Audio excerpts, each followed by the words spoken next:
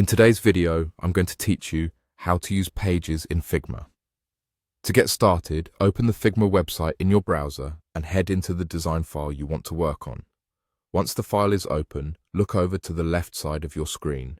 This is the main sidebar, where you manage layers and, importantly for today, your pages. At the top of this sidebar, you'll see a Pages area with a small plus icon next to it. Click that plus icon to create a brand new page. Figma will add the page instantly and you'll be ready to build out content on a clean canvas. As soon as your new page appears, give it a clear, descriptive name. Naming your pages is one of the simplest ways to keep your project organized and easy to navigate. To rename, just click on the page name in the sidebar and type a title that explains what's inside, like wireframes, visual design, or client review.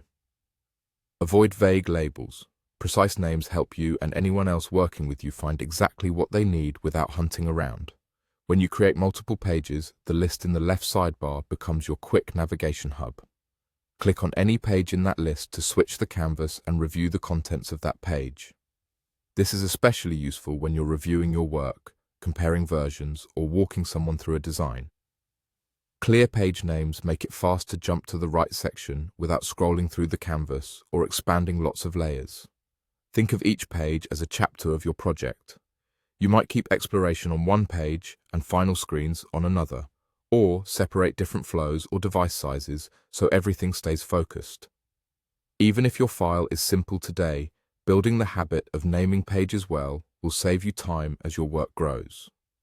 Finally, if you plan to present your design, this setup really pays off. With clearly labeled pages, you can move confidently from one part of the project to the next, keeping your presentation smooth and easy to follow. Review your pages list before you start.